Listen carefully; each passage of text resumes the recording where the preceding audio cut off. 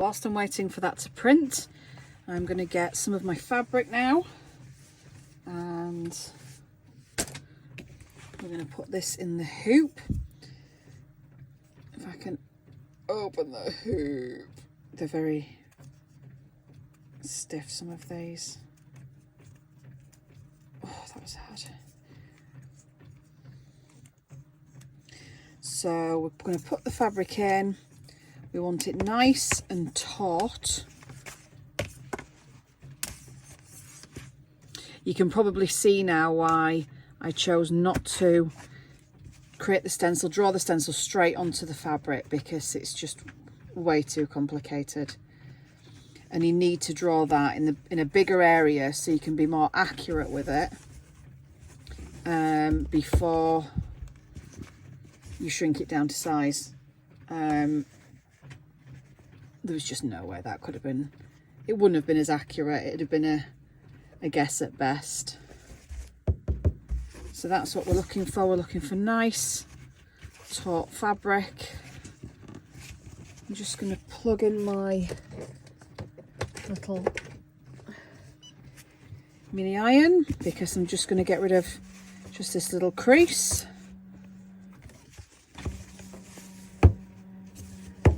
And now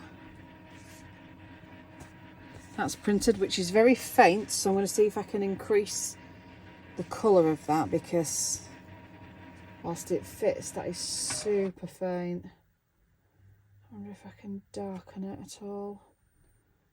I'll be back. That's just going to start printing again. I've brightened the colour on the iPad, so I'm hoping that that translates when it comes out, because that's going to be really tough to see. If not, I'm going to have to change up some of the colours. It actually looks better on camera than it does in real life. It's really quite faint. So if not, I might have to change the colours that I've used. It was just the difference in colours. This is why I wanted to print straight on here ideally, but the difference in colours will make it easier to differentiate the flowers, the individual florals, as I'm stitching. But it's not the end of the world. We'll see how that prints out. So I've got my little mini iron now that I'm just going to run over this centre line just to get rid of that crease.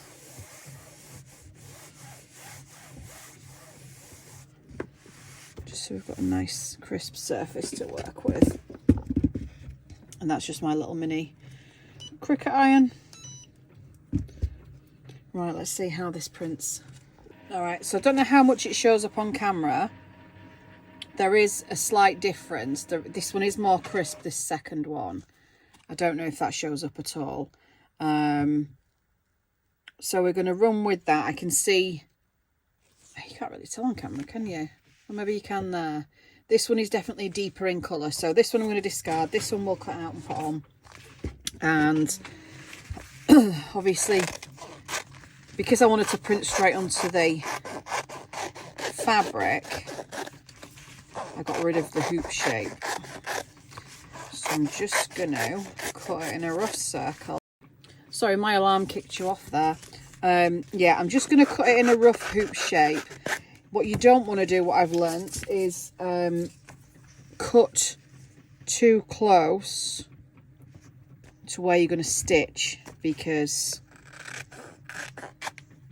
it isn't the stickiest of stuff, this, and you don't want it to come off.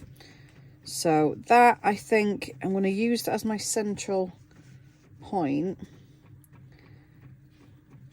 And I think that this is sort of going to be my centre line. So that's where I'm going to stick it down, I think. I think like that. Actually, I think more the stems. I think this is slightly to the left. So I think that's how I'm going to go with it. So let's peel this off.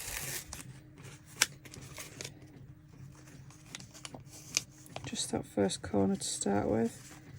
And I think that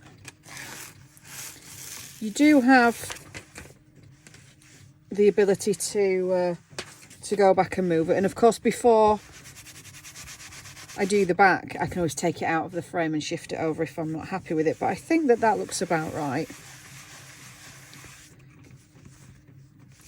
So So there we are. So that's what we're going to be stitching. I'm going to get my big stand down, which attaches on here. It means it stands up so I can be seated as I'm sewing and I don't have to hold the hoop, and it just gives me a bit more of a free rein.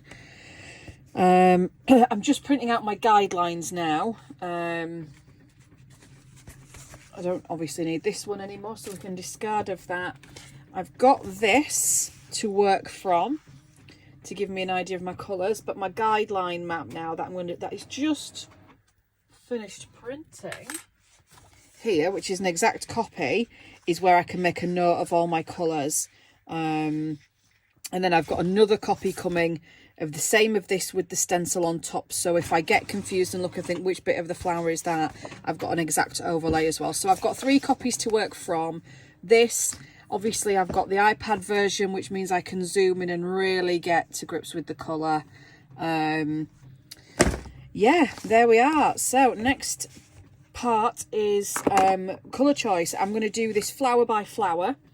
I'm going to try, I think I'm probably going to pick the most difficult one first, because then if I stuff it up, I can go on and redo it.